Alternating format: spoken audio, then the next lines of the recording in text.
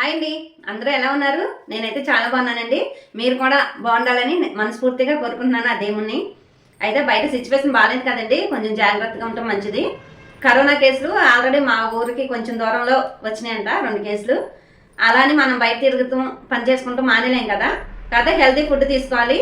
పిల్లలకి పెద్దవాళ్ళు ముసలి వాళ్ళు ఉంటారు కదా, వాళ్ళకి అయితే కొంచెం జాగ్రత్తగా మంచి ఫుడ్ అయితే పెట్టాలండి. ఎందుకంటే వాళ్ళకి కొంచెం ఇమ్యూనిటీ పవర్ అయితే తక్కువ ఉంటుంది, కొంచెం బలం తక్కువ ఉంటుంది కాబట్టి అనారోగ్యాలు తొందరగా వచ్చే ఛాన్సెస్ ఉంటాయి.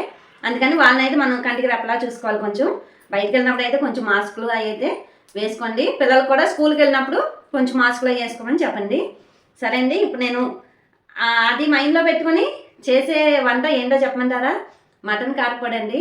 ఆల్రెడీ మన ఛానల్లో ఉంది మటన్ కారపొడి, కాకపోతే ఇప్పుడు సిచ్యువేషన్ బట్టి మళ్ళీ చేసి చూపించాల్సి వస్తుంది. అది దానికి ఏమేమి కావాలో చెప్తాను, వచ్చేయండి. పిల్లలు కూడా చిన్నపిల్లలు కూడా తినొచ్చండి. ఆ రకంగా చేస్తున్నాను ఇప్పుడు, కొంచెం కారం అయితే తక్కువ వేసి. ఎందుకంటే ఇప్పుడు స్కూల్ నుంచి పిల్లలు వస్తారు కదా, అంటే వాళ్ళు ఇప్పుడు ఎలా అంటే మనం కొంచెం ఎలాంటి అంటే మన పెద్దవాళ్ళకి తెలుసు కాబట్టి కొంచెం మనం దూరంగా ఉండి మాట్లాడతాం. వాళ్ళకి తెలియదు కదండి ఇలా. అది కాక మనం చిన్నప్పుడు అయితే మనం ఏదైనా మన పక్కన బెంచి వాళ్ళు చెప్పినప్పుడు వాళ్ళ మూతి దగ్గర మన చెవు ఉండేది. ఇప్పుడైతే అలా కాదండి, వాళ్ళ మూతి దగ్గర వీళ్ళ మూతి ఉండాలి. ఎందుకంటే వాళ్ళు మాట్లాడేటప్పుడు వాళ్ళ ముఖంలో ఎక్స్ప్రెషన్ కూడా చూడాలన్నమాట. వీళ్ళు ఆ రకంగా ఉంటున్నారు కాబట్టి కొంచెం పిల్లలకి మనం మాస్కులు అవి పెట్టుకోమని చెప్పినా వాళ్ళైతే వినరు. కానీ వాళ్ళు తినే ఫుడ్డే కొంచెం బలమైన ఫుడ్, హెల్తీ ఫుడ్ అయితే పెడితే మంచిదండి. అందుకని ఇప్పుడు ఇది చేసి చూపిస్తున్నాను. ఇదిగండి మటను, ఇదిగండి కొంచెం మటన్ తీసుకున్నాను. ఇప్పుడు నేను ప్రత్యేకంగా ఏం తెప్పించలేదండి, మన కర్రీ కోసం తెప్పించాను. దాంట్లో కొంచెం నొక్కేసి అనమాట. ఇప్పుడు అది ఉపయోగపడుతుంది. ఇదిగోండి కొంచెం ఒక 100 గ్రాములు ఉంటుంది అనుకుంటా, 150 గ్రాములు ఉంటుంది. ఇదిగోండి మటను ఇలా నీట్గా కడిగేసుకొని పక్కన పెట్టి ఉంచుకోవాలి. ఇదిగోండి కొంచెం వేరుశనగ గుళ్ళు, జీడిపప్పు ఒక 4 బాదం పప్పులు కూడా ఉన్నాయి ఇందులోని. ఇదిగోండి కొంచెం కిస్మిస్. ఇవి మనం కారపొడి చేసుకున్నాక పైన కొంచెం ఫ్రై చేసి వేసుకుంటే బాగుంటుందండి. పిల్లలు కూడా అట్రాక్షన్గా ఉంటుంది కాబట్టి చక్కగా తింటారు, వేరే మాట్లాడకుండా తింటారు. అందుకని ఇదిగోండి కొంచెం కరివేపాకు. ఇదిగోండి ఒక 4 గ్రాములు కరివేపాకు తీసుకున్నాను. ఇదిగోండి ఒక 3 స్పూన్లు ధనియాలు, తెల్ల నువ్వులు ఉంటాయి కదా అవి. అంటే వీటి వల్ల ఏంటంటే మన బొయ్యకులు ఉంటాయి కదండి, బొయ్యకుల్లోని శక్తి వస్తుంది. ఆ జిగురు అన్నది ఉంటుంది కదా, మనం ప్రతి వాళ్ళు కూడా బొయ్యకుల్లో జిగురు అన్నది ఉంటుంది. అది కొంచెం మనకి నీరసం వచ్చినప్పుడు అప్పుడు కొంచెం దాని శక్తి తగ్గుతుంది. అందుకని మనం నువ్వులవి కూడా మధ్య మధ్యలో వాడాలి. వాడితే కొంచెం అలాంటి వీటికి నొప్పులవి రాకుండా ఉంటాయి. అదే మోకాళ్ళు ఈ బొయ్యకులైన నొప్పులు రాకుండా ఉంటాయండి. అందుకని ఇదిగోండి తెల్ల నువ్వులు. ఇదిగోండి నేను ఎన్ని మిరపకాయలు ఎక్కువ వేయట్లేదు. ఇదిగోండి ఒక 7-8 ఉన్నాయి వేస్తున్నాను. ఎందుకంటే పిల్లలు తినాయి కాబట్టి కొంచెం మంట తక్కువ ఉంటే బాగుంటుందన్నమాట వాళ్ళకి కూడా. ఇదిగోండి కొంచెం చింతపండు, అంటే మీరు చింతపండు ప్లేస్లోని అన్నంలో కారపొడి వేసి పెట్టినప్పుడు కొంచెం లెమన్ అయినా కొంచెం ఇలా రసం కలిపి పెట్టచ్చు, పిల్లలకి బాగుంటుంది. నేనైతే కొంచెం చింతపండు వేస్తున్నానులేండి.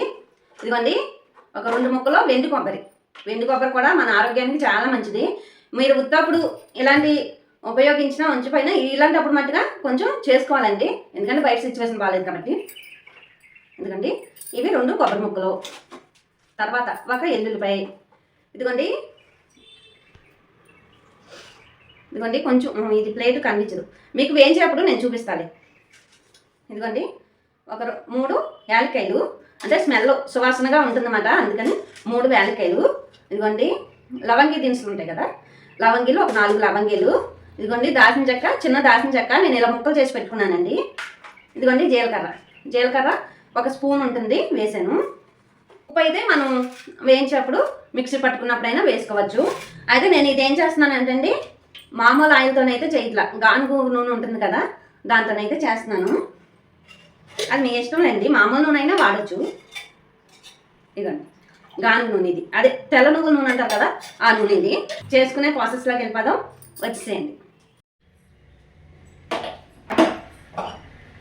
గ్యాస్ రెగ్యులేటర్ దగ్గర తిప్పుకోకుండా ఇక్కడ టక్క కొడితే ఎలా ఎరుగుద్దండి, అట్టుంటుంది మనతో మామూలుగా ఉండదు.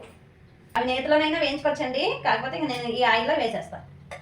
ఇదిగోండి కొంచెం మంట తగ్గించుకొని ఫస్ట్ వేరుశనగ గుళ్ళు వేసుకుందాం, బాదం పెక్కలు కూడా వేసేద్దాం, ఇవి కూడా వేసేద్దామండి, జీడిపప్పు కూడా. ఎందుకంటే అమ్మ మీరు అలా ఉండాలి ఇలా ఉండాలి అని అంటే వాళ్ళు వింటారు కదా, వాళ్ళకి తెలీదు. అందుకని మనమే తినే ఫుడ్లోనే కొంచెం బలమైనవి పెడితే ఏ అనారోగ్యాలు కూడా తొందరగా దరి చేరకుండా ఉంటాయండి. అందుకని కొంచెం ఇలాంటివి అయితే ట్రై చేసి పెట్టండి. ఇదిగోండి ఈ కలర్ వచ్చినాయి కదా, తీసేసుకుందాం. మరి ఎక్కువైనా మాడిపోతాయి మాట.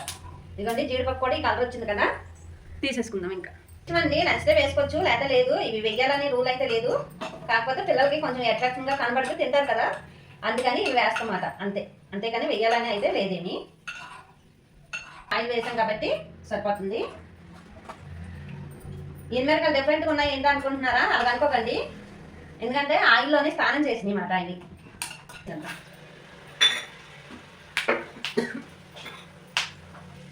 ఇదిగోండి 1 by 1 వేసామే. ఇదిగోండి ఇప్పుడు ఇదిగోండి యాలక్కాయ, లవంగి, దాల్చిన చెక్క, జీలకర్ర వేసాను. ఇదిగోండి వెండి కొబ్బరి కూడా వేసాను. కొంచెం వేయించుకుంటే బాగుంటుంది, పచ్చివాసన రాకుండా. ఇవి వేసాకైతే అసలు ఎక్కువసేపు అక్కర్లా, కొంచెం వేగితే సరిపోతుంది. అందుకే ధనియాలు ఇవన్నీ వేగాకే ఈ తెల్ల నువ్వులు వేసుకోండి, ముందైతే వేయద్దు. ఏదైనా వస్తే హాస్పిటల్కి వెళ్ళి వేలు పోసే కన్నా ఏదో ఒక వందలోనే ఆరోగ్యం కాపాడుకుంటాం, చాలా మంచిది కదా. ఇప్పుడు కరివేపాకు కూడా వేసుకుందాం. వేసేస్తున్నా. వెల్లుల్లిపాయ తింటే మంచిదేనండి. వెల్లుల్లిపాయ కొంచెం ఎక్కువ వేసుకున్నా ఏమీ కాదు. ఒక పెద్ద పాయ ఉంటుంది కదా, అది వేసేసుకోండి.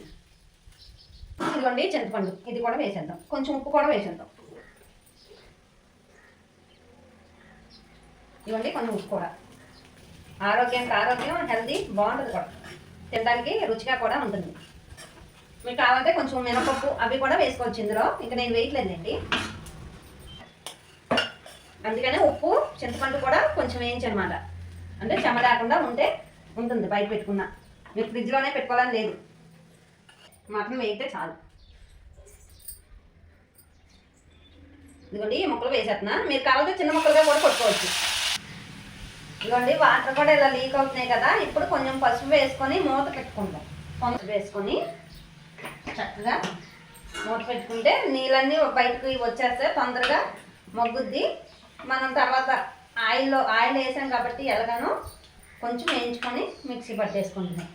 అయితే ఇది ఇలా వేగాలి, లేదంటే పచ్చిగా ఉంటుంది. అందుకని ఇదిగోండి ఇలా వేగాలి. ఇప్పుడు ఇది పక్క తీసుకుందాం. పక్క కాదండి, దీంట్లోకే తీసేసుకుందాం. గ్యాస్ ఆఫ్ చేసి దీంట్లో తీసేసుకొని కొద్ది చల్లారాక మిక్సీ పట్టేసుకుందాం. ఇంకా ఉన్న వాళ్ళకి పిల్లలకి కూడా బాలింతరాలు కూడా తినొచ్చు. చాలా బలహీనంగా ఉంటారు చూసారా, రక్తహీనత, అటువంటి వాళ్ళకి బాగా ఉపయోగపడుతుంది. ఇదైతే చాలా మంచిది. చల్లారాక మనం మిక్సీ వేసుకుందాం, పక్కన పెడతాం. ఇదిగోండి మిక్సీ వేసుకొచ్చేద్దాం. ఇదిగోండి కారపొడి అయితే మిక్సీ వేసుకొచ్చాము. టేస్ట్ చేద్దాం ఎలా ఉంది ఒకసారి. అదిరబ్బా, అదిరిపోయింది అంతే. ఇప్పుడు గిన్నెలో తీసుకుందాం. భలే ఉంది, చాలా అదిరిపోయింది. ఇప్పుడు ఇవన్నీ చూపించా కదా, ఇవి ఇలా పైన వేయాలి.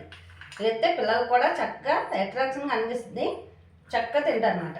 మీ మటన్ కారపొడి సూపర్ అదిరిపోద్ది. తప్పకుండా ట్రై చేయండి. ఈ వీడియో కనుక నచ్చితే లైక్ చేయండి, షేర్ చేయండి, సబ్స్క్రైబ్ చేయండి. ఉంటా అండి, బాయ్.